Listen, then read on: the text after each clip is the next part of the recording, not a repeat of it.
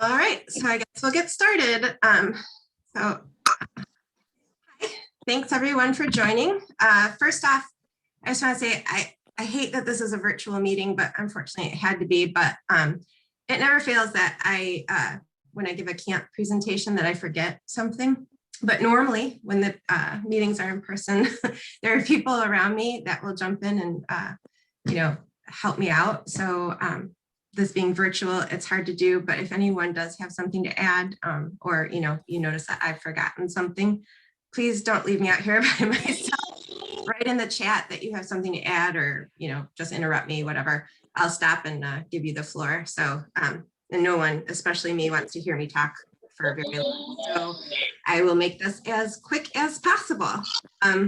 First of all, this is our agenda for the night. We wanted to have this informational meeting. So since we haven't had camp in a couple of years because of COVID, and there are going to be several families out there that don't know what camp is because of it. So before I get started on camp, I thought we would get started on a brief overview of what the Elementary Connections Group is. Then we'll jump into what camp normally is. Then proposed ideas for camp 2022 in the spring. We'll talk briefly about overnight camp safety and the surveys that we're going to send out, and then volunteers, and then we'll go on to Q&A. So Katie, if you want to go to the next slide.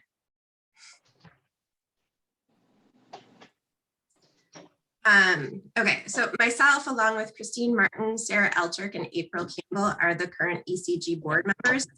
The Elementary Connections Group is separate from the PTA. It was formerly known as PAC, or the Parent Advisory Committee, and it was created years and years ago back when the elementary schools were separate, and Upper, which was Kennedy, had an open classroom program. During the merger of the schools, it was decided that the schools would maintain the camp program and incorporate some of the tenets of the open classroom program into the elementary curriculum. While it was relatively easy to incorporate things like project-based learning, camp was a standout because of the size of the program and the size of the treasury. So PAC stayed and was renamed the Elementary Connections Group a few years back.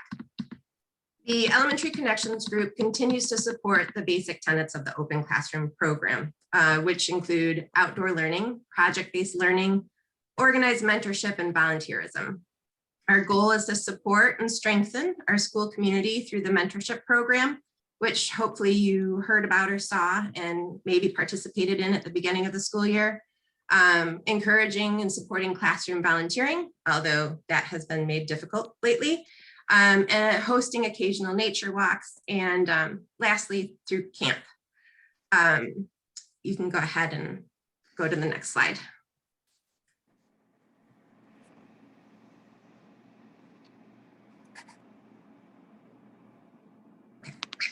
So camp is a combination of all the open classroom tenets. It's outdoor learning, project-based learning, mentorship, and volunteerism. Camp is an opportunity for all the students in Ferndale Elementary to participate in an outdoor learning event that is 1 to 3 days long based on grade level. First fives, kindergarten, and first grade students attend a 1-day outdoor learning event during the school day. Second and third graders attend a 2-day learning event. Again, it's during the school day. And then fourth and fifth graders attend overnight camp. Fourth graders, it's for 2 days and 1 night. Fifth graders, it's for 3 days and 2 nights. These camps are not field trips. Camp is entirely planned and facilitated by the adults in the student's life, parents, guardians, caregivers, grandparents, aunts, uncles, you name it. The families come together to plan, coordinate, teach, and implement camp.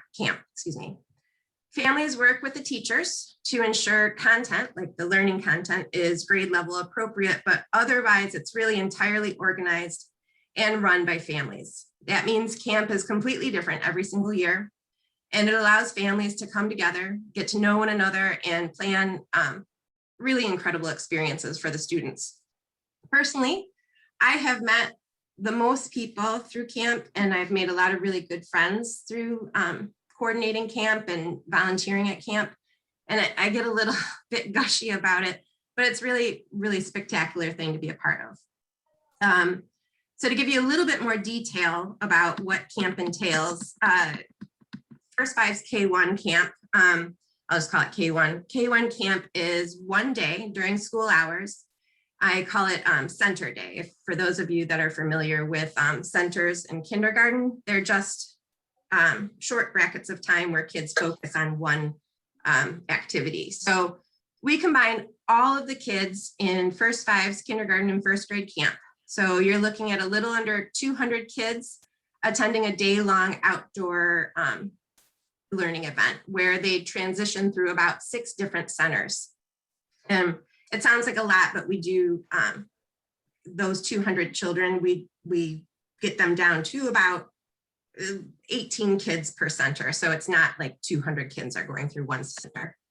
The grade level camp coordinator, along with the planning committee, they create, decide on the location of the camp, and they create the centers. We've had K1 camp at local Ferndale parks, Belle Isle, and then most recently, prior to the past 2 years, we had it for a couple of years at Palmer Park. The centers are 20-minute activity-based mini classes, I would call them. Each center focuses on one of the core curriculum like math, science, social studies, English language arts, etc. I'll give you a couple of examples.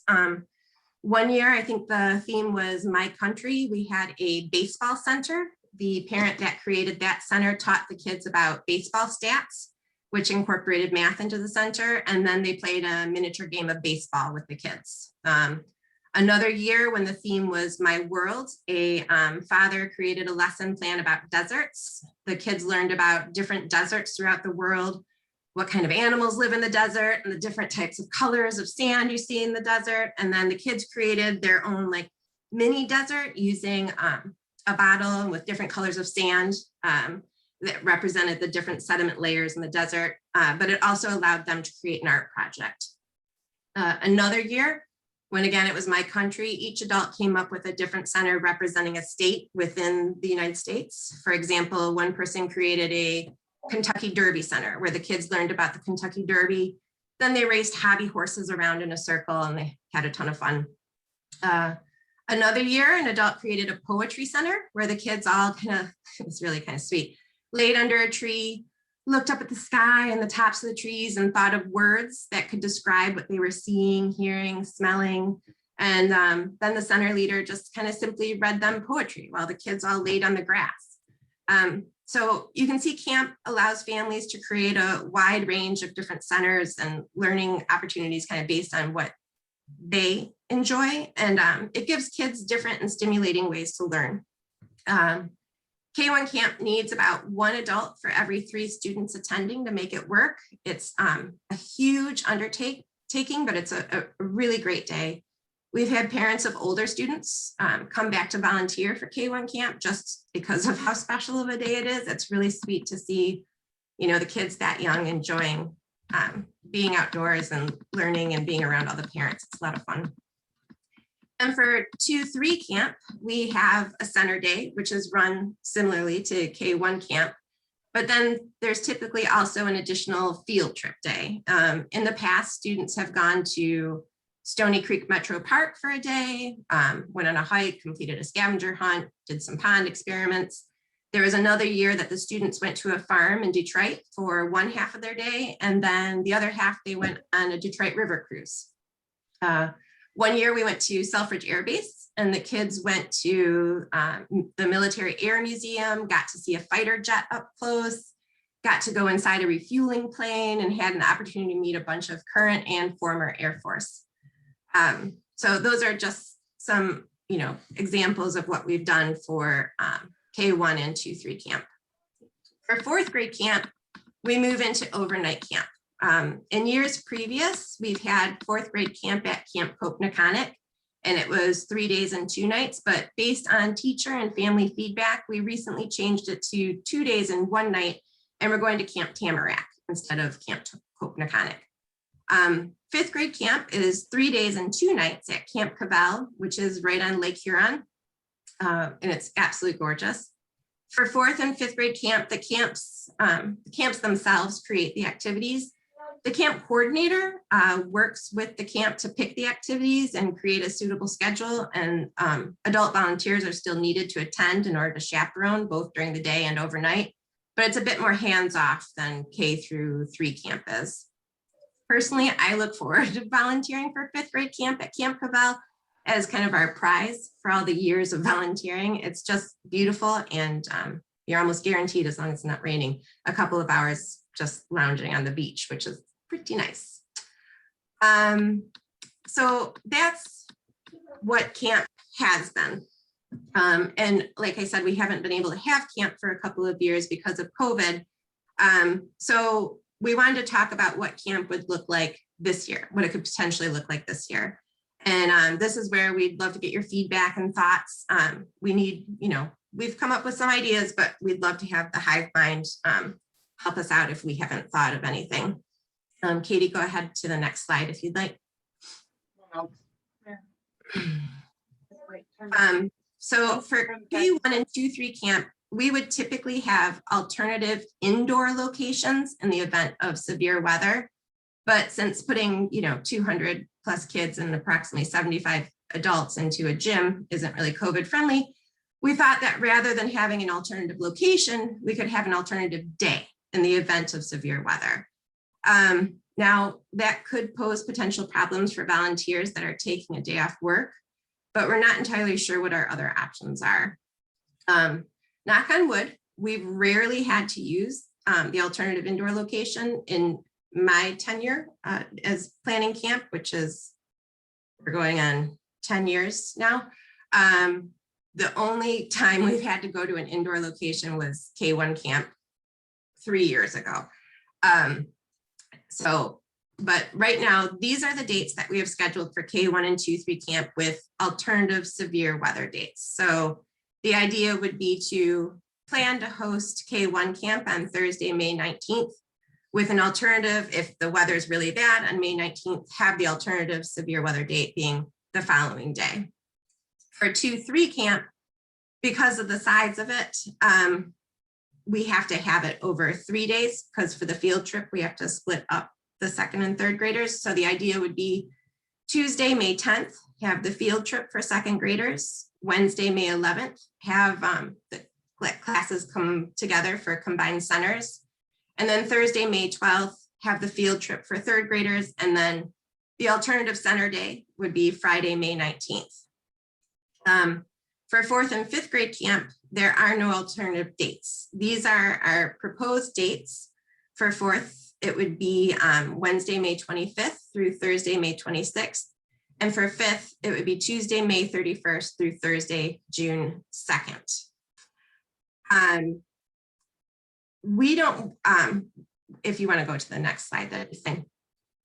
For 4th and 5th grade camps, we need to know what families are thinking. Are you going to feel safe sending your student to overnight camp?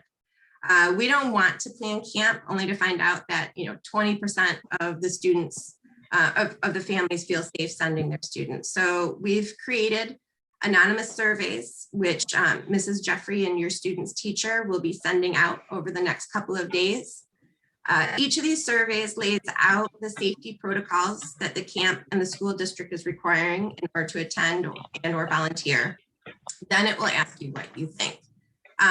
The safety protocols are, and we took these from the camps themselves, but they do align with the district safety protocols.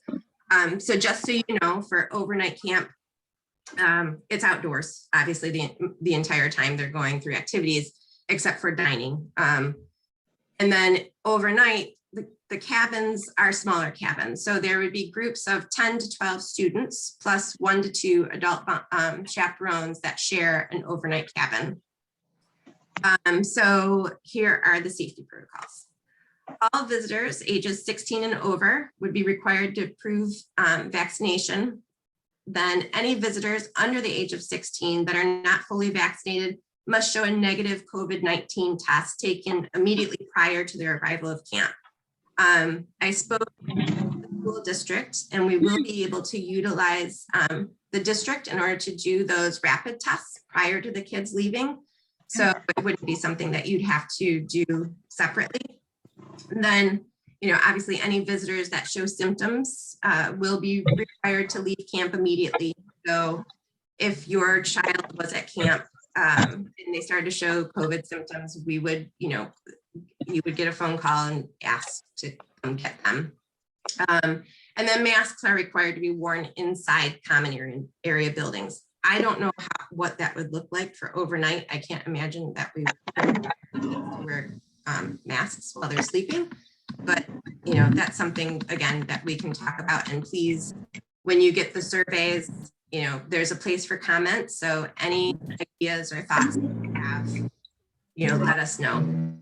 If the results of the survey, the results of the survey will guide our decision whether or not we're going to have 4th and 5th grade camp.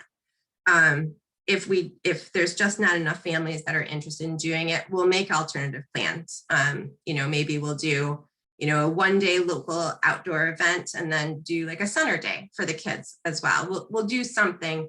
It just won't be overnight camp, and it won't be, I know that the 4th and 5th graders really look forward to doing the overnight camp, so it won't be as exciting, but those are our thoughts. So, and next slide.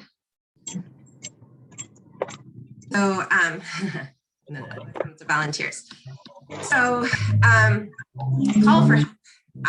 I will be reaching out soon, well, technically starting right now, to look for camp coordinators for each grade level. Regardless of whether or not we have overnight camp, if we do that one-day excursion, we'll still need somebody to plan that. So I know that especially those in kindergarten, 1st and 2nd grade, since there hasn't been camp, you really don't know you don't have any idea what a camp coordinator does, but this is where the mentorship comes in. I'm here to help, and so are previous camp coordinators. Typically when I'm looking for camp coordinators, I try to find somebody who's never done it before and then pair them with somebody that has done it before, so that, you're not completely left out and, and have no idea what you're doing. But again, because we haven't had camp, I had already anticipated being heavily involved in helping everybody out with that. We will need someone from each grade level to step up to help coordinate camp. Once we have identified our camp coordinators, the camp coordinators will need folks to create the centers that I was talking about for K1 and 2-3 camp. So if you're interested in creating a center, or you're interested in being a camp coordinator, please reach out to me and let me know. I'm eagerly waiting to get this started. Then we're also looking for a new chair for the Just for Kicks fundraiser. Hopefully you've seen either a Facebook post or a call for help in one of the principal newsletters, but Amy Tarrant, who has been the Just for Kicks chair for like the past 10 years or something like that, her daughter is in 5th grade and is aging out of elementary school. So she is looking for someone to take her place so that we can keep this fundraiser going. It generates a significant amount of money, which helps us supplement the cost of camp for families that need it. Oh, and in case I forgot to mention it, everyone that wants to go to camp goes to camp. We have fundraisers throughout the year to raise money for camp scholarships so that families that need the help to go to camp get the help to go to camp. There's that's why we're doing the fundraiser, to ensure that everybody can do this. Okay, so back to Just for Kicks. In addition to raising money, it is a blast. It's a talent show, but it's for us, the adults, and it's at a bar. Some of the acts are actual talent. We have, bands that play or sing or, stand-up routines. Some acts, like the ones I've been in, are just pure fun, and there's really very little talent, and it's, mostly fueled by maybe liquid courage.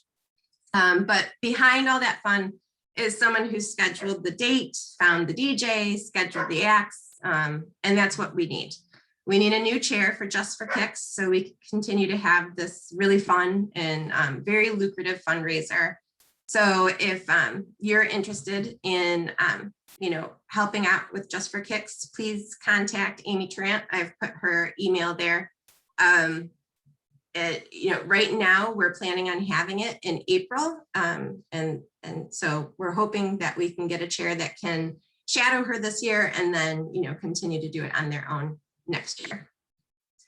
And then we also need a new overall camp coordinator, which is me. I've been organizing the school camps and finding grade level camp coordinators and helping where I can with the individual camps for a few years. But my kids too are aging out of elementary school. So I'd love to find somebody that wants to step up and take on this job, who can shadow me maybe this year. And then, I can help out next year and then take it from there. So please, if you have questions about the overall camp coordinator role, reach out to me and, we can talk about it. I can tell you more about it. It's, like I said, I've really enjoyed it. And it's, I've met so many people and good friends, and it's been really fulfilling to do. And then lastly, the Elementary Connections Board, in particular, a treasurer. Sarah Elturk has been an absolutely fantastic and very meticulous treasurer, and the person that takes over for her will have all of the information that they need at their fingertips. But Sarah really does need to step down as treasurer. She has other school duties that preclude her from continuing in her role. So she'll be around to help out where needed and will not leave a new treasurer hanging, but we absolutely do need a new treasurer. So please reach out to Sarah for more information on that. I have left our Ferndale Elementary Connections email, which she checks regularly. What was I saying?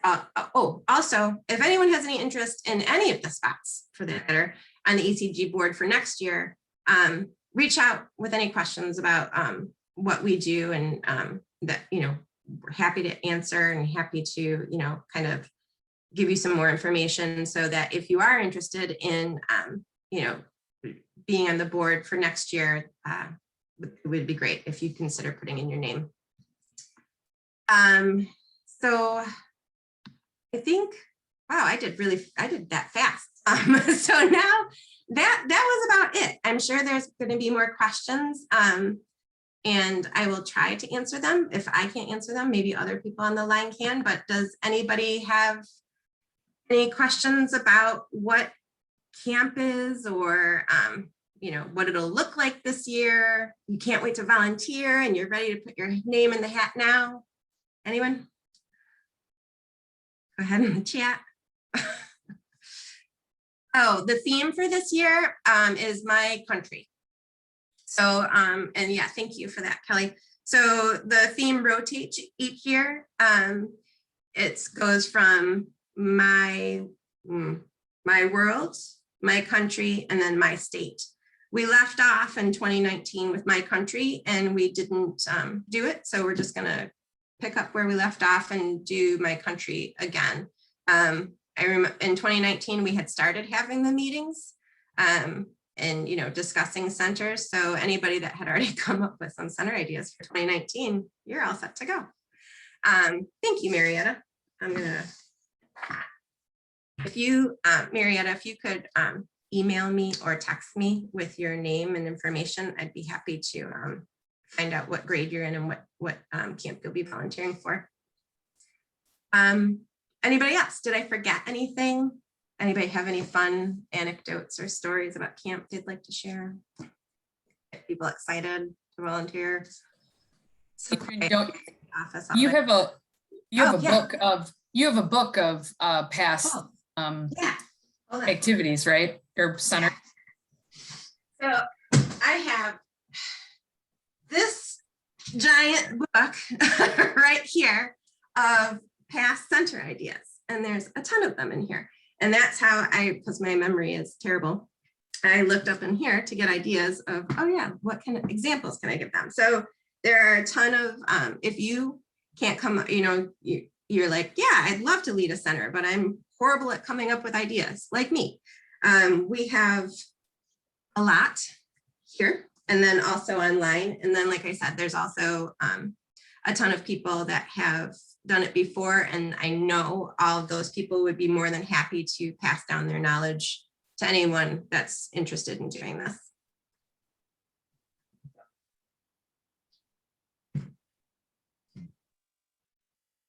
Yes.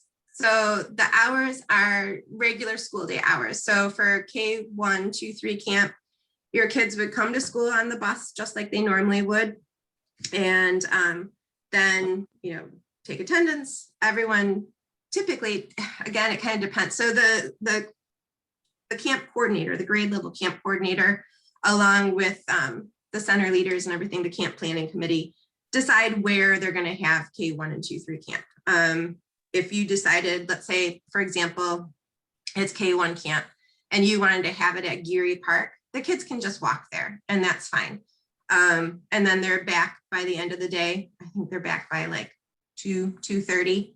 And so they can go right back on the bus and go home. There's nothing outside normal. For 4th and 5th grade camp, I remember, I think we can't have them ride the bus because they're coming with luggage and everything. So they do have to get dropped off. And then also they would be picked up later on in the day. So for 4th and 5th grade camp, because it's overnight and because of the luggage, it's kind of outside of the school hours, but it is during a school day. Yeah, so Michelle, we do t-shirts every year. That's also part of, we have sponsors, which actually, I know that Stephanie Ariano, I believe is the last name. She had signed up earlier this year to help with sponsors. So to help with our fundraising and to help with the camp scholarships, we look to have sponsors each year from local businesses. They give us money and then we put their names on a t-shirt and we make t-shirts for all the students, and that's what they wear to camp. And pants. Yeah. I missed your answer on transportation to the 4th and 5th grade camps. I mean, the school, they ride a school bus and their luggage goes in a school vehicle. Yeah, there's a truck that comes. Yeah. So the kids can't ride to school in the morning, like on the day of camp, and they can't ride home on the school bus like they normally would.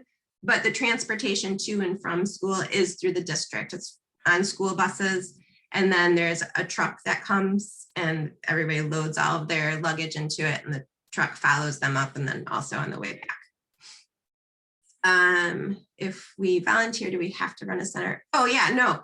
Oh gosh, no, there's so much more than center leader. So the question from Sheilin, if we volunteer, do we have to run a center or can we be more of a chaperone? There's really only 6 people that create a center. So we need more people to run those centers as well, but there's a ton of people needed to help bring kids around to all the different centers. So that we start looking for those volunteers in the spring. Once the, and you're also more than welcome to be part of the planning committee, even if you don't want to run a center, you can absolutely join. When I do locate the camp coordinators, what they'll do is they'll have an initial meeting, like, so for example, K1 camp. We'll have K1 camp coordinators and they'll send out a memo, through Remind and all that other stuff to say, hey, we're having a meeting on next day to talk about camp and to get our center leaders. People come, volunteer to be a center leader, hear about what K1 camp is, and then, then later on, closer, like maybe a month or 2 out before camp, we start looking for people to be group leaders. And those are the people that come and, they lead the kids around. And then also, I forgot about this. See, I forget about so many things. This is why I need people around me. So one of the things which is super fun that we started doing, I don't know, 5-6 years ago, for K1 camp and 2-3, we invite the 5th graders to come help. So, and they really like it. We have like interviews and kind of ask them like what they're interested in doing. And so there'll be 5th graders there that help with the centers and help the group leaders kind of wrangle kids around. We also ask middle schoolers and the high schoolers to come join us. So it's kind of like, it's a big family party. Everyone joins us, and we've had some really, really great it's a really great opportunity for the fifth graders in particular and the middle schoolers to get that opportunity to come and help out, and they've really enjoyed it. Brad, is this Bee Nectar, I assume? This is the Brad I'm thinking of. But yes, okay, business sponsorship. Feel free to email me or Sarah. How much time is invested as a leader? Is it doable for a full-time working mom? I'm a full-time working mom. And yes, so I would say that the actual time spent for being a center leader is it's mostly, you're creating an idea, and then once a month for about 3 months, there's a meeting just to come in and talk and see where you're at, but it's in the evening. It'll be at the school or, via Zoom. I can't say how many hours it is, but it really depends on the center that you create too. If it's super, a super difficult center, it might take you a little bit longer. But it is absolutely doable for working parents for sure.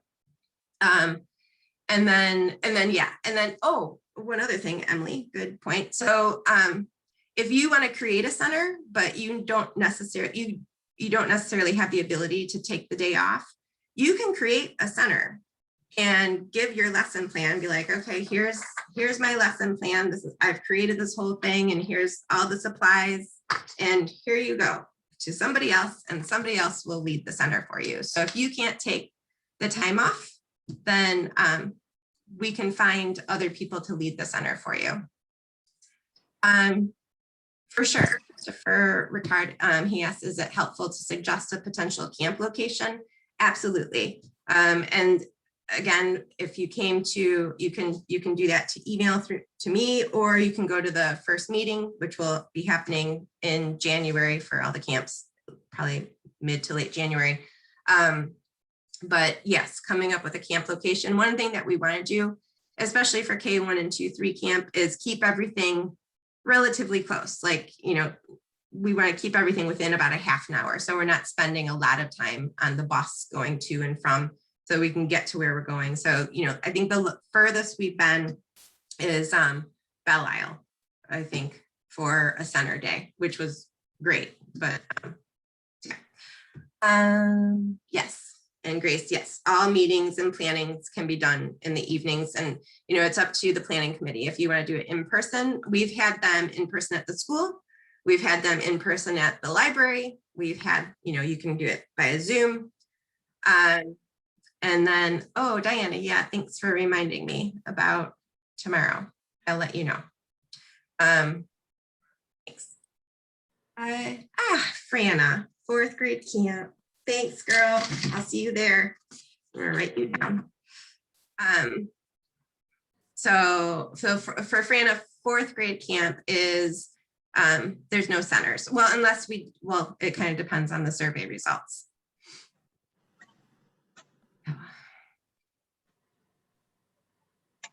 Any other questions? I feel like I've been talking a lot.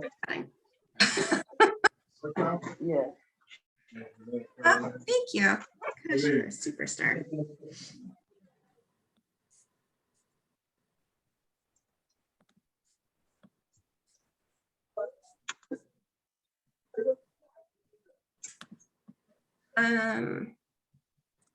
Oh yeah, so Shaylin, so that's one of the things that we look for. So volunteers like to help come up with centers and to lead groups around. There's also a couple other things that we do for K1 and 2-3 camp in particular. There's usually somebody that keeps time. So the centers are, about 20 minutes long. And there's somebody there that kind of keeps time to keep things moving in an orderly fashion. So we have a timekeeper. And then we also have a photographer there. It's not a paid gig, it's a volunteer gig, but it's nice to, the photographer comes, takes pictures of all the kids going through all the different centers, gets to walk around, and then, post them on Facebook. We do make sure that all the kids have media releases.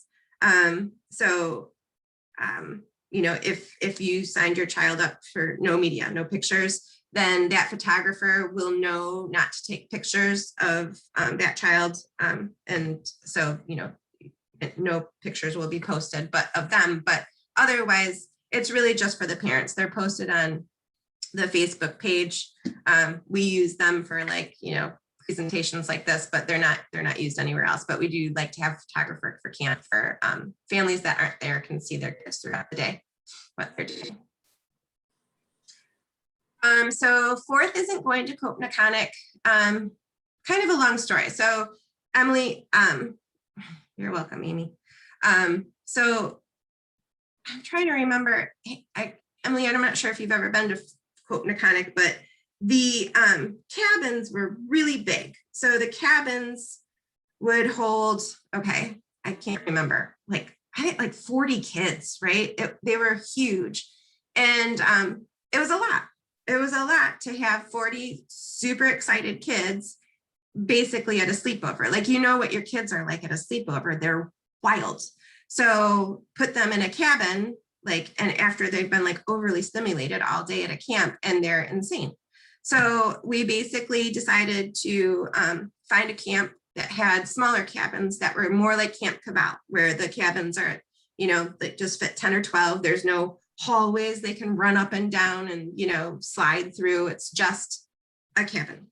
So they're a lot smaller, and that's why we decided to move it to Tamarack. When do we volunteer to be a camp chaperone? And so if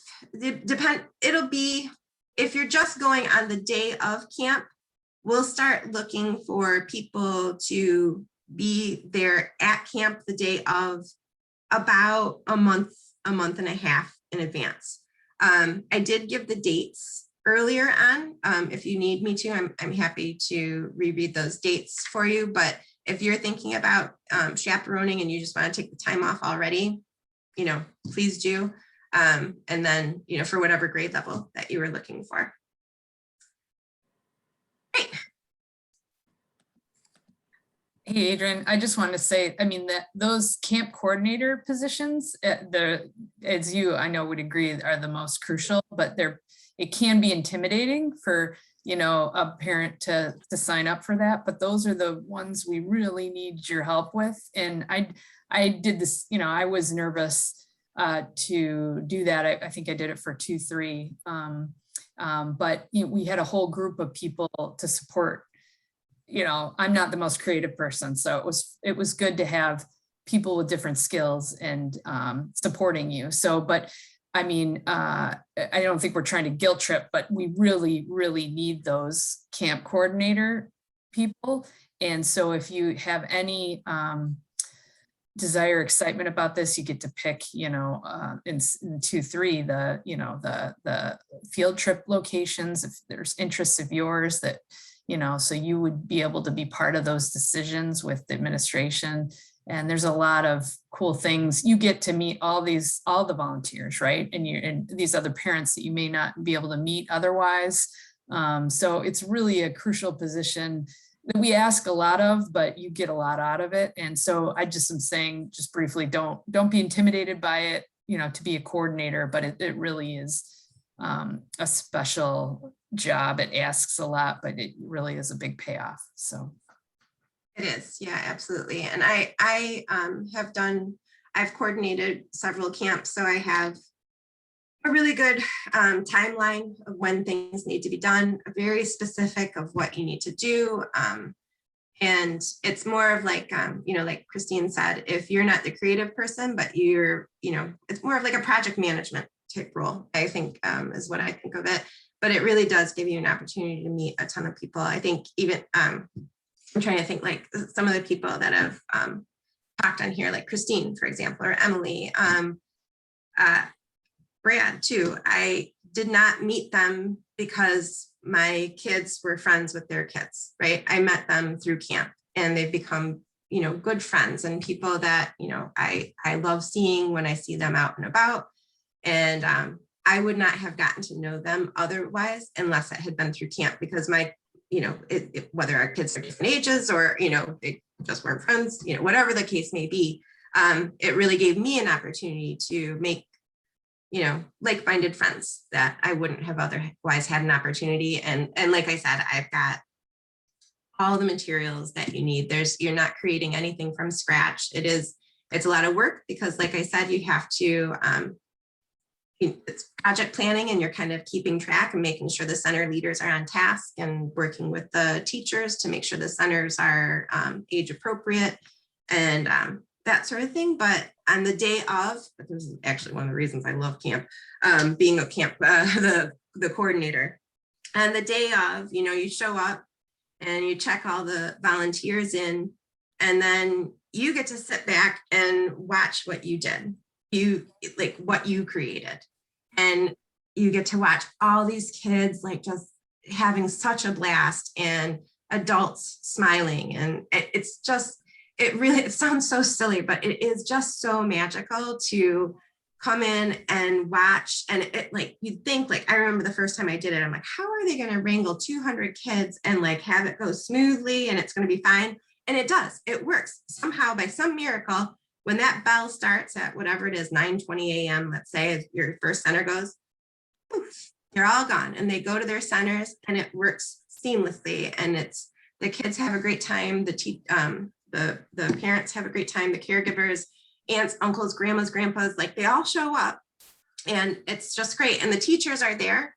The teachers are there roaming around, you know, to make sure that everything is running smoothly. But, you know, it's just lovely to sit back and watch it all. So, you know, that's why I enjoy being the camp coordinator. There's a big payoff in the end. Oh, that 4th and 5th grade camp, don't forget, you meet kids that are not friends with your kids. And I know I had to volunteer. I went and volunteered at 7th grade middle school lunch recently, and just saw so many kids that remembered me just from 4th grade camp. So that was so many years ago. And so you meet, you know, these kids, and you may not have informed relationships. So it's really cool that aspect.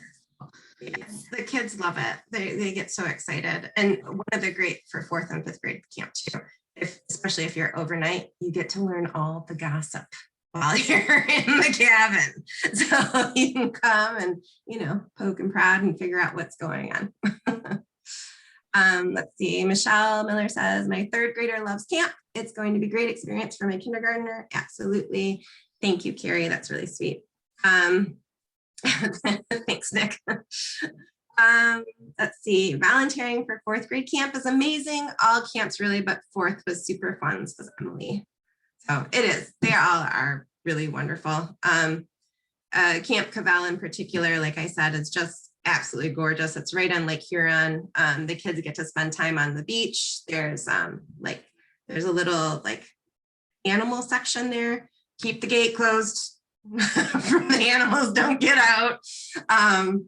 But there's kittens and little, like the baby pigs and goats, and there's you know, horses there, and they get, you know, the typical camp stuff. They learn archery and kayaking and that sort of thing. Thank you, Sylvia. Yeah, I can't share anything at the moment. Absolutely. So yeah, like I said, for those of you that are, you know, in the chat and saying that you can help out, please email me. If you didn't catch what my email address is, or my phone number, my email address is Adrienne, ADRIANNE .Quinn, QUINN @gmail.com. And my phone number, thank you, Katie and Sarah.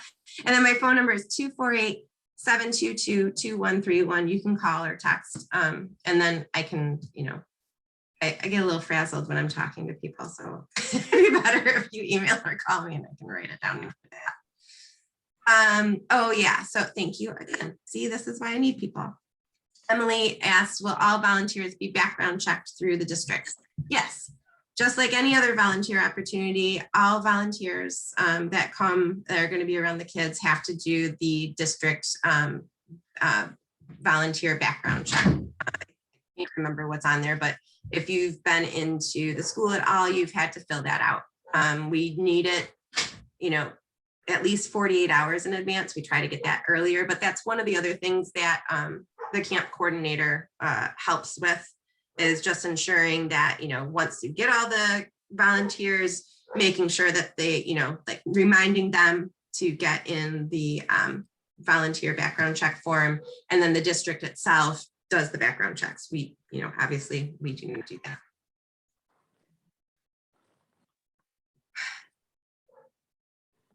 Any other questions? How are we doing? Did I forget anything else? All right, cool. Well, like I said, if you have more questions, or if you think about it, like I said, you more than welcome to email me, text me, call me, or Christine, Sarah, April as well. We are looking for those grade level camp coordinators. I'll be sending out a flyer, soon, to look for those as well. And then for 4th and 5th grade camp, keep an eye out on your email from your teachers and from Mrs. Jeffrey for the surveys, because like I said, we're not going to go through the whole process of planning camp, because camp, it is inclusive. We want everyone to be able to go. That's why we do the fundraising, to make sure that you can all go. So if there's a low interest in 4th and 5th grade camp this year because of concerns because of COVID, then we'll plan something else. Sylvia, we're looking for coordinators for all the grades, because this is the first time I've spoken about it. So K1, 2, 3, and 4th and 5th. For K1, we'd look for somebody, from each grade. So at least 3 people, really. And then for 2, 3, same thing. And then for 4th and 5th, at least 1 person. It's less work for 4th and 5th. It's really just volunteer wrangling more than anything for 4th and 5th grade camp. And then for the others, it's more, making sure it's a little bit more work. Yeah. Anything else? Thanks, Sarah. And don't forget, we need a new treasurer. So if you're good with money, Sarah's looking for some help. And there's our website as well, which has information about all of our programs, but in particular camp. That's why we're here. So yeah. So thank you everyone so much for joining. And, Thanks, Adrian. Appreciate it. Thank you so much, Edward. Thanks, Grace. All right. Bye. Everyone have a great night. Thank you. Thank you. Bye, thanks.